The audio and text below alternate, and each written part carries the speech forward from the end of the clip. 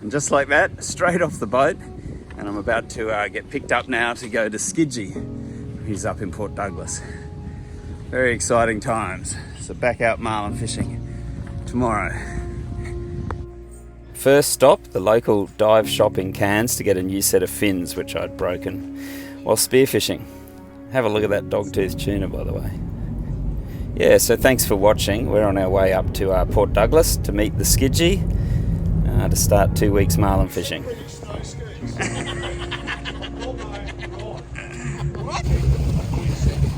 We're ready to roll. I'm on the Tsukiji and we're heading out to the reef right now. So good. Yeah, so if you're new to this channel, this is my 10th season. I've skippered the little Caribbean 35 called Tsukiji up on the Barrier Reef. So we're heavy tackle marlin fishing, and the season runs between October and November. Yeah, so if you go back a couple of videos, you'll see I've just got off the Merlin, which is another client's boat, and we've brought it up to fish the heavy tackle season as well. Yeah, so I'll do 2 weeks here on Tsukiji, then I'll go home for a week, then I'll be back to the Merlin. Yeah, that's why my splash is a bit bigger. Yeah, so my videos wouldn't be complete without Nito's famous dive from the tower, and then Jim preparing one of his beautiful meals, and we just settled in for the first evening out on the reef. Shimmy around. What do you call this? This is What do you call this, Jim? one Charlie a la whatever Papadello. It looks amazing.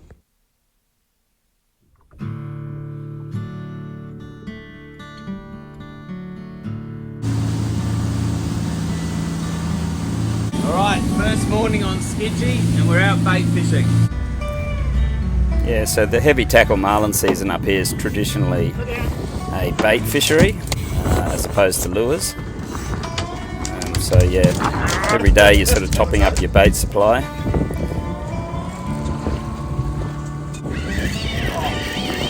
Sharks are up.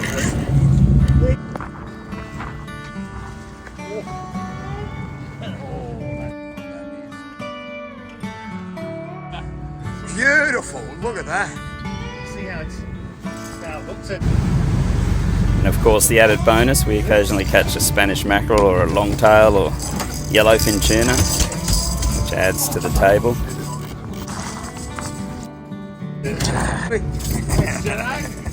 Alright, we've got 4 longtail, so we'll eat one of those. We've got 3 for bait. So now we're going to head up to probably almost up to 3 if I can get that far up and start fishing up there.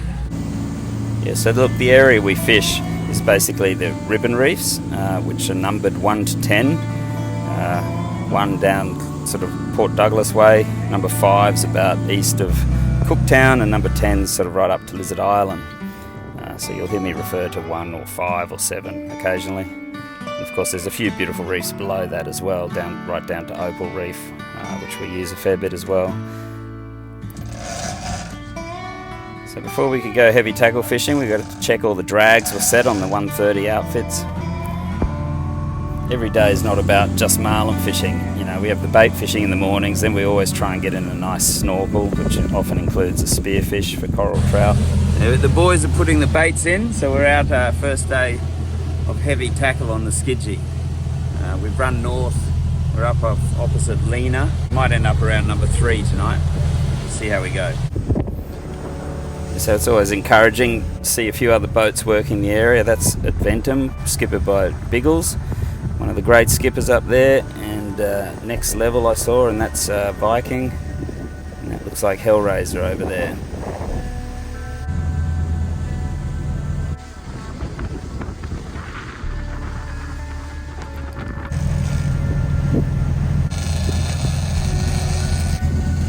Anyway, that's the end of the day, and we're all zeros, as was everyone else around us from what I could see. And then we end up going in behind the reef and we anchor up in the shallows for the evening amongst the bommies.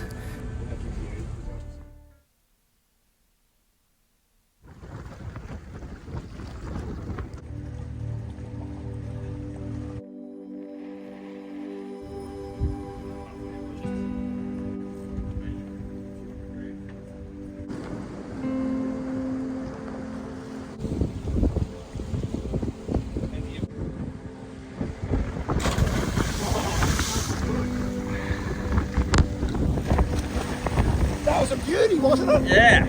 Oh.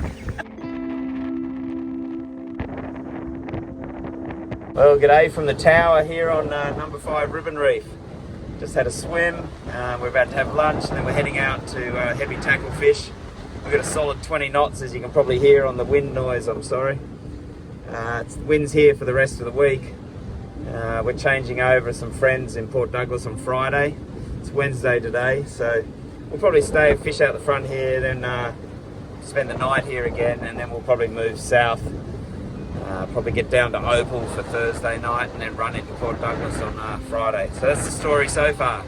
No marlin yesterday. See how we go this afternoon. Yeah, so as you can see, it's just a short run around the corner out the front. Start marlin fishing.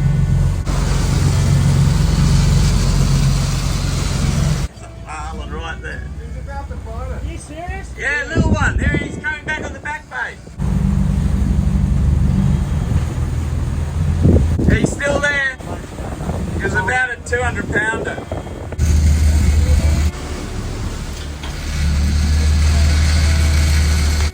Anyway, it was a very soft bite and we missed that fish. So on we go. Mate, we got a bloody triple header the other day. A dog tooth, a scaly, and a cleaning. Yeah, so that's Corey from Hardcore Game Fishing. Look him up on socials. Gets some brilliant footage on there. He's one of the good skippers. His boat's the Sheriff. And he reckons it's the year of the dog tooth, he was telling someone on the radio. So yeah, conditions aren't very comfortable, as you can see. That's sort of your 20 to 25 knot seas. Never looks that bad on video. Well, that's the end of day 2. At least we got a shot, because we fished about 200 pounds. Knocked the tuna out of the rigger, and we came tight on it but dropped it. That's all we've seen. Listening to some of the guys on the radio, there's been 3 good ones caught up the top, up near 10 I assume, probably about 800 pound fish. And the guys that were around here, where we are, number 4 and 5, they haven't seen anything for 2 days. So yeah, but anyway, circumstances put us here. We can't run north at this stage. As I said, we're back into Port Douglas 2 days, plus we've got a lot of wind. Plus we'd have to do a run into Cooktown to get fuel, so logistics means we're fishing here. We'll probably fish here tomorrow, or maybe I'll run a bit further south, I'd say. And we got the forecast is a lot more wind as well tomorrow, so coming through tonight. Anyway, that's what you do up here. Yeah, running back in behind the reef for the evening, and you can see all our tracks there where we're fishing on the outside of the reef, and then back in here. That's our anchorages. Good to have a track into your anchorage so that you know, it's pretty hard to see the bommies when you come in late, so the track's very helpful. Little baby flying fish I found on the deck.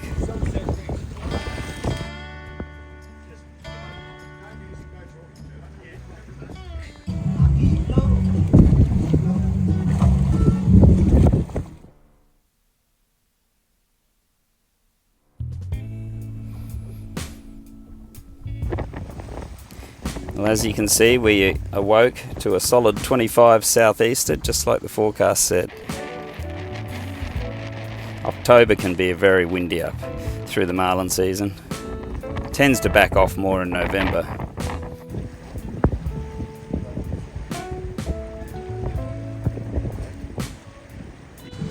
Alright, we're checking the fuel. One of the good things about the Caribbean is you can go straight into the tank with a dipstick that they come with. And then you can't open it.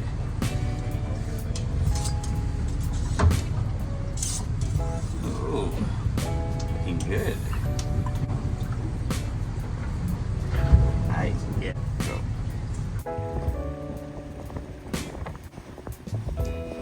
Yeah, so that's Biggles.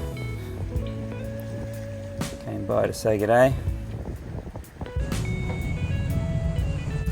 Yeah, so after a leisurely morning, it was time to head down to Port Douglas.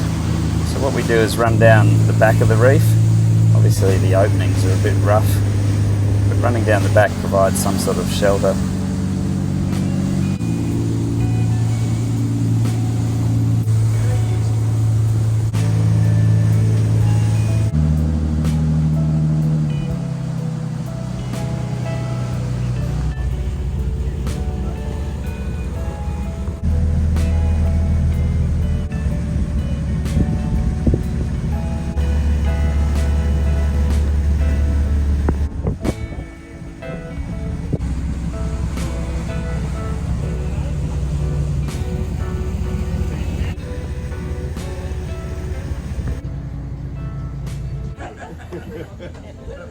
So team photo, and then we said goodbye to the two Robs. And Jim grabbed his little scooter and took off to buy some provision. And then as soon as Brendan arrived and our US decky, Blake, arrived, we took off. And that's Ricky there from Armour Yacht Care. He's your man if you're going to have your boat in town. It's a similar business to Professional Boat Care, my business. Fueling up in Port Douglas. Yeah, so that's Blake there on the bow, and in the red shirt is Brendan. So Blake's a deckhand from the States, from Virginia. Brendan has his boat moored next to Tsukiji in Brisbane, and that's how he and Jim got friendly. So he's very excited. He hasn't done the reef before. Of course, neither has Blake. And I've known Brendan for years through boating, so we go way back. Interesting seeing all these landslides. They happened in the big rains they had earlier in the year. So we're on our way to Cooktown now, try and get back up the top end of the reef where there's been a bit more action happening, marlin wise. It's always fun coming into Cooktown. Anne, who operates the Fisherman's Wharf there, does such a good job. And you know, there's always other boats pulling in during the season, so it's always a fun catch up.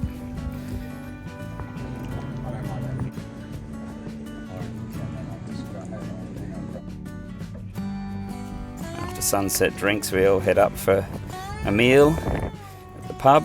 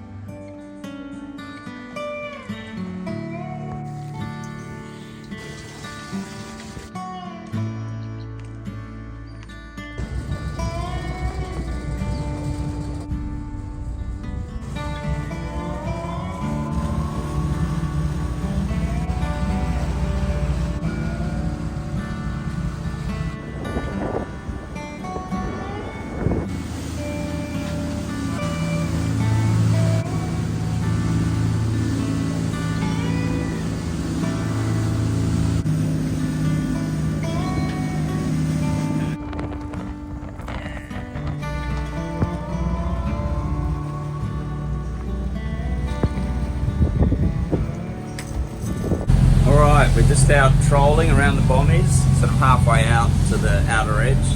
Plan today is get back out there, probably to number 7, and start trolling down the outside. You know, there'll be a lot of downhill trolling today because it's so rough. So we'll probably come in maybe up around number 9 for the night, see how it pans out. Righto.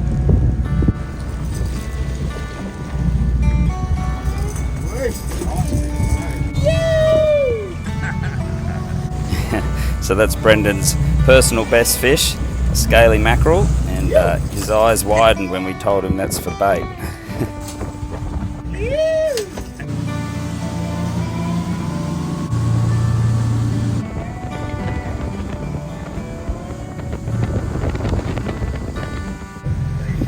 So back out there, that's Kayama, and that's Megumi, 44-foot assegai. We used to polish that boat, Professional Boat Care. And that's Moana, skippered by Dan. They're based out of Cairns. And he hooked up right in front of us.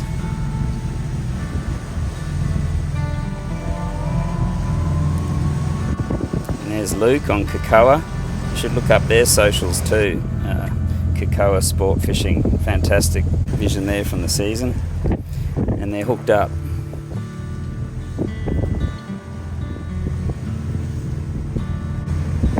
Yeah, so good to be up here and seeing a bit more action. If you look out the back on this next bit of vision, you'll see our first strike. There he is! I think he dropped it. Got it?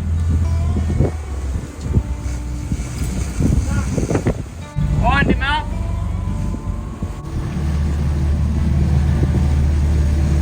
Wow, that was exciting. That fish, I don't know, we'll have to have a think. It looked about 500 to me. Anyway, didn't hook up. All the leaders chafed as well. So anyway, we're doing circles, and we've just seen Cooktown bite one. So good little spot. That was us for the day. Time to get the lines in and head back in behind the reef.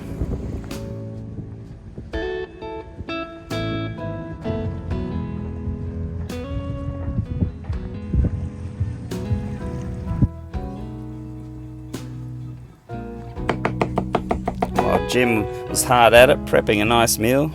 We enjoyed the fish life and the lights, and of course a bit of shark action as well for Brendan. Look at him. Big shark.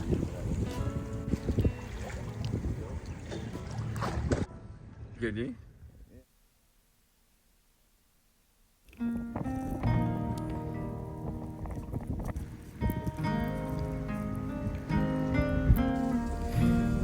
So before we had a swim, we rigged up a couple of scad lines, which are a smaller bait we try and catch for marlin fishing. But we don't need trevally, so we released them. You can see Lizard Island in the background. Yeah. Anyway, we had no luck with the scad fishing that morning. See if there's a trout here, eh? Yeah, so Blake brought his pole spear out, which is what they use in the Bahamas, and he nailed a couple of beauties.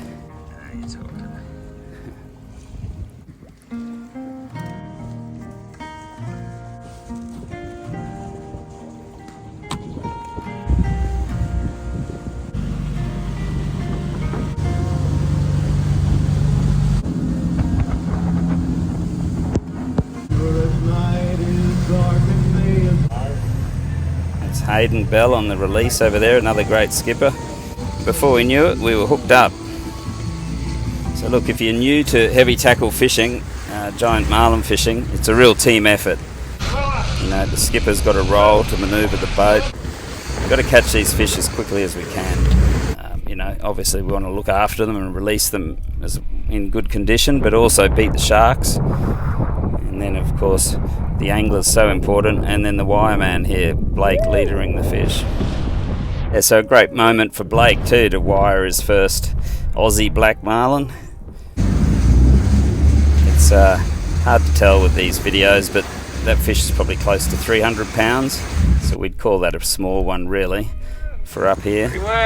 But as Blake said, it's one of the biggest fish he's got to wire, and he's wired a lot of blue marlin. He fishes the Dominican Republic every year, and Bahamas and Bermuda, and they're all mainly smaller fish. That's why he's out here. Every American decky give their eye teeth to do a season in Cairns in Australia. And it's not just about the giant fish, it's the whole experience of living behind the reef. It's quite unique. Over there they go back to marinas every night. So there's Jim cutting his own fish free. Woo! Hell yeah. Great stuff. We got one. And this is pretty cool. This is Tim Richardson there on the Tradition. He called up to say, you're about to run over a whale shark bigger than the Tsukiji.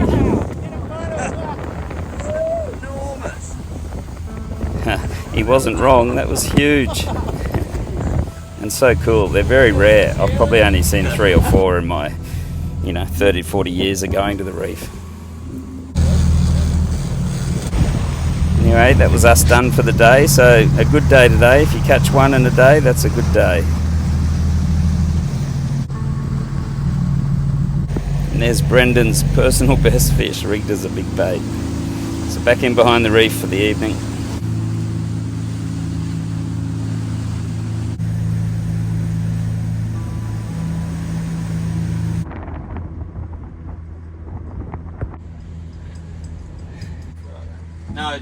video.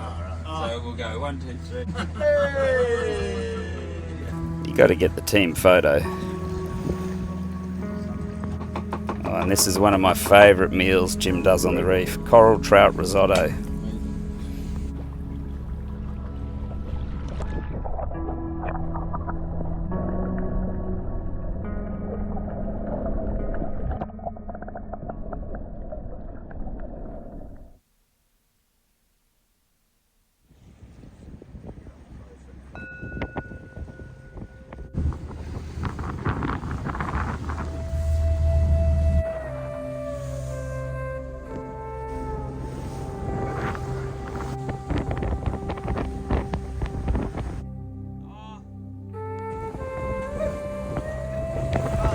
Thanks so much. Good luck today, boys. Well, how nice is that? So that's Brad Crafty. He's been coming up here for forever, as long as I remember. So over 40 years, and he's caught a lot of big fish. Anyway, that's a big dogtooth tuna that they caught yesterday, Arvo, and they had more than they could deal with. So a few of us game boats nearby have benefited from it. So we'll enjoy it. Thanks, mate. Yeah, so we thought we'd have another crack at getting some scad. We really felt we needed a smaller swimming bait in our spread, and we're having a lot of trouble catching them. So was everyone else, apparently. So no joy on the scad. Back to normal bait fishing, and then we get one of these dreadful barracuda. They're no good for anything. But then we'll soon catching some scalies again. What is that? Trout. It's a trout!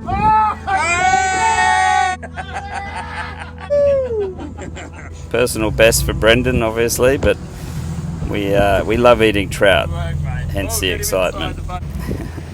And it's always a surprise to catch one on the halcos when you're trolling for bait.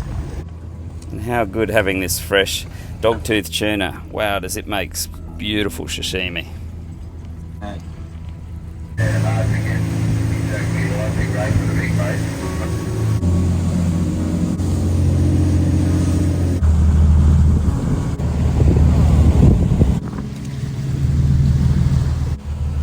Just up from it. There we are. Beautiful scaly mackerel. Let's hope we can convert that to a 1,000-pound marlin.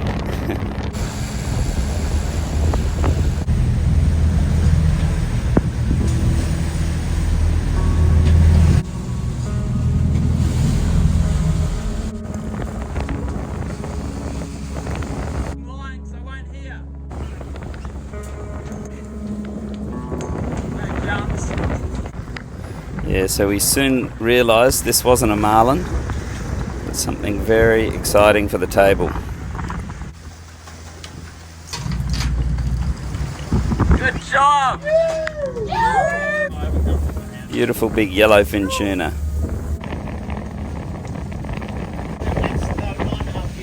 Yeah, 9.5 kilos, Jim said. So we sure had some nice food on board now. And then Brendan, unfortunately, turned out to be a dirty barracuda, at least.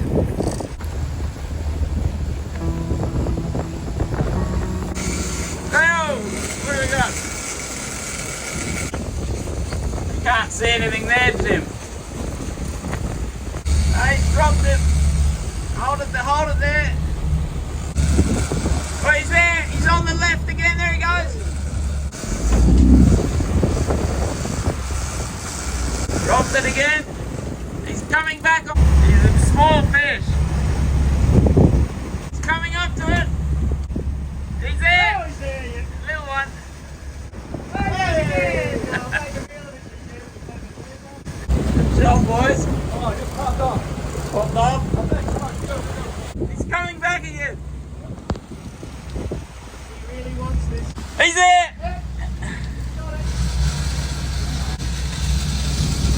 We tight? How wild was that? That thing just kept coming back. Probably had, what, 4 or 5 shots? Only a small fish trying to eat a big tuna. So even though we were giving it lots and lots of drop back, as you saw, we just couldn't make that hook stick. You know, we'll keep trucking along. It's 4:30. Best part of the day ahead. you think it's a chop off or a billfish? Straight out. Yeah, put it out.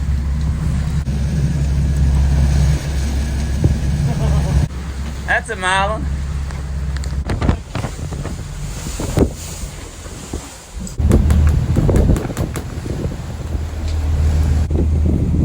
Well, that's us for the day. An exciting day, even though we ended up with no billfish. Lots of action. So back in behind the reef for the evening again.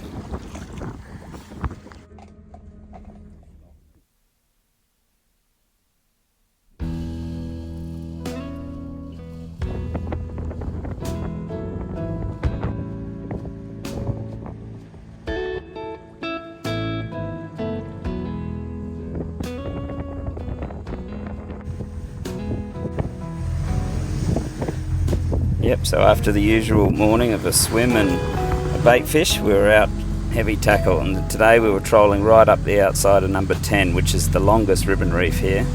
You can see our tracks where we've fished it in previous years. And we come right up around the top of 10, and it's Lizard Island over there, which we're going to go into tonight.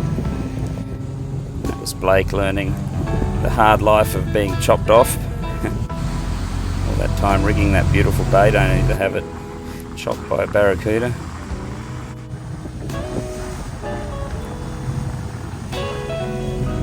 And finally the wind was starting to ease and we were downhill trolling all day, so I was back in the tower. That's Corey on Sheriff.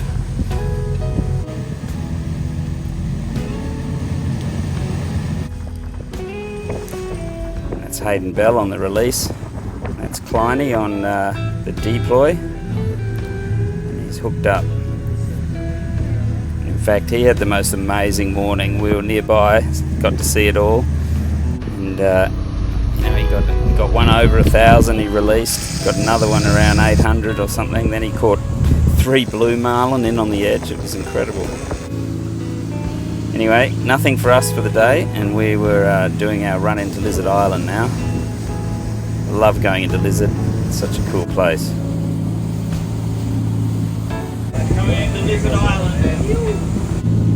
Yeah, it's fantastic, Lizard. I've been coming here since 1981, which was my first season. The famous Marlin Bar wasn't built then, but it still had the lovely lodge, or resort as we call it these days.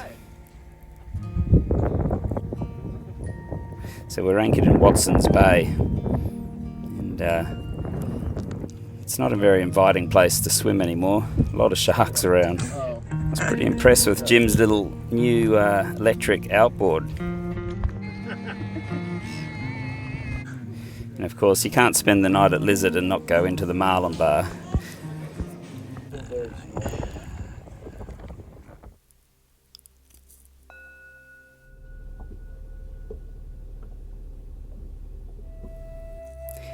So great opportunity to put the drone up now that the wind had eased off.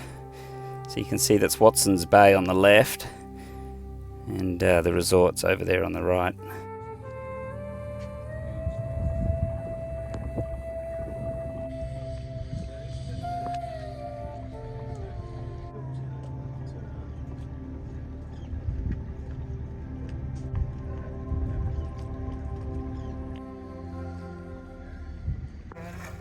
Yeah, so there's quite a sad tale about Watson's Bay. It's named after Mary Watson, and I wanted to take the guys in to show the ruins of her house.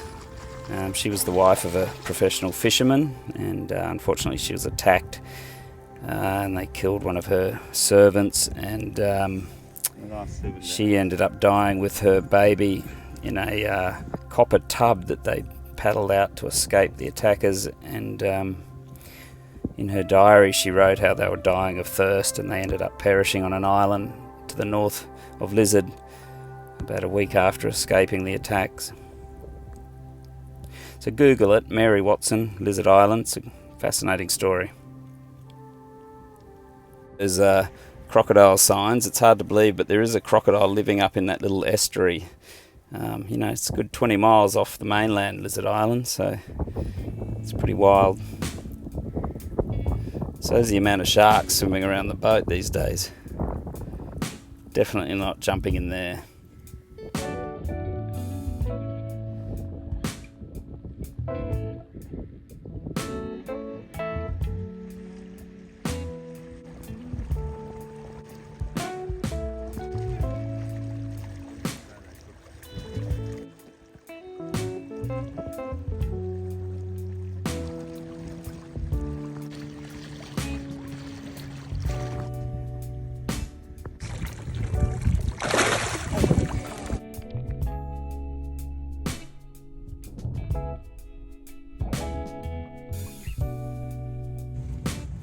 Anyway, I was on the radio trying to arrange some fuel from a mothership the other day, and Corey chimed in and said he should be able to still buy it from the resort, which I didn't think we would. Anyway, we made some inquiries and we could. So we positioned ourselves into the little spot where they do the fueling, and you can see they run the hose out with a tender to the boat. And you fuel up in the most magnificent place in the world. $3.20 a litre. It won't be for everyone, but if you do the calculations on running back into Cooktown to fuel up and the lost time, it's kind of worth it. Fueled up here before, back in the Lizard Island tournament many years ago. The year Jim got runner-up champion angler, actually.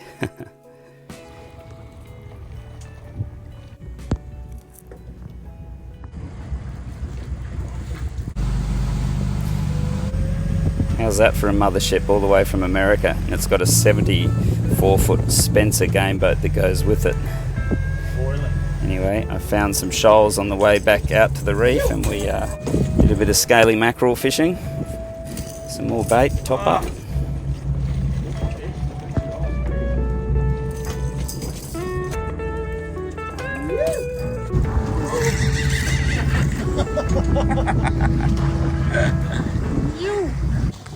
Yeah, so a nice Spanish mackerel, but unfortunately the closed season had started, so we had to release that one. That's annoying.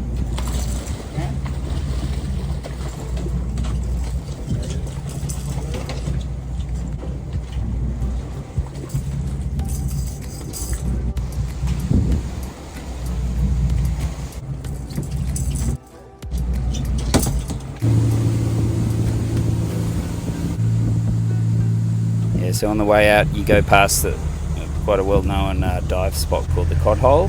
See the boys there. So we had a swim. Didn't see any cod, and a lot of sharks. We tend to call it the shark hole now. Anyway, back out and started fishing down the outside of 10. That's a rare sight, a trailer boat this far north. That's Matt on Next Level, boat that private boat that works out of Townsville, comes up for the season.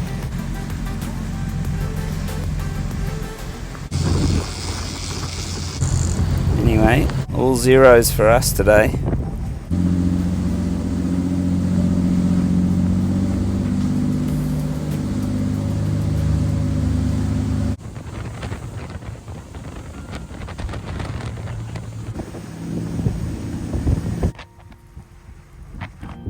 Boat in the foreground is Aura, beautiful boat built by Norman Wrights, skippered by Simo.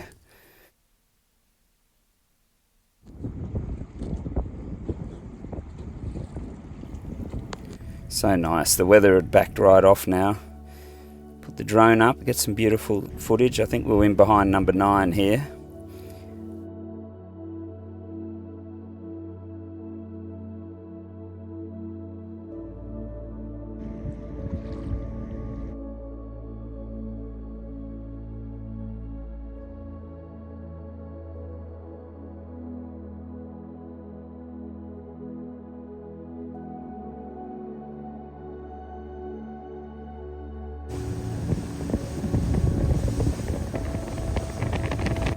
Here's a bit of an overview. You can see Lizard there in the top left, and then the big number 10 ribbon.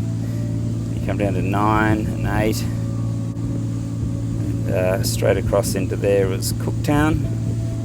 So it's number 5 out here.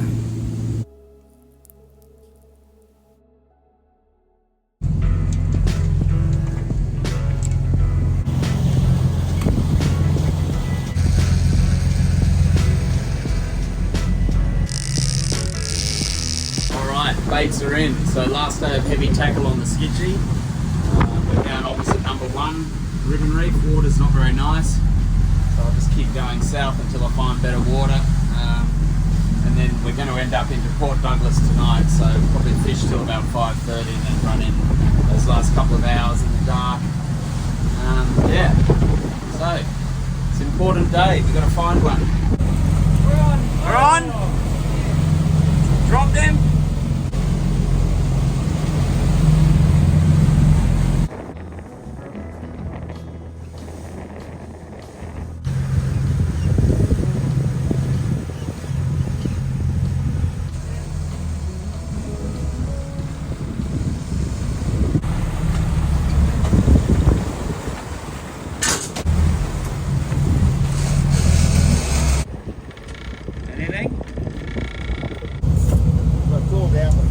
Right on 5:30 when we're getting the lines in, we get a strike.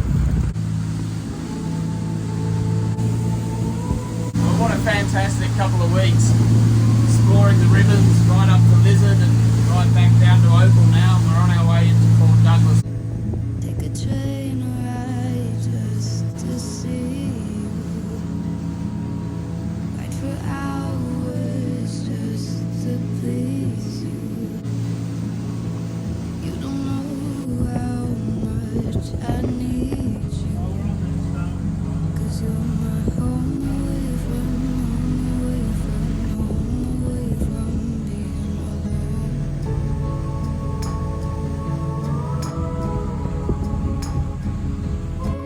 Yeah, it's good to be in port. It's always fun coming into Port Douglas, and then a nice dinner at Salsa.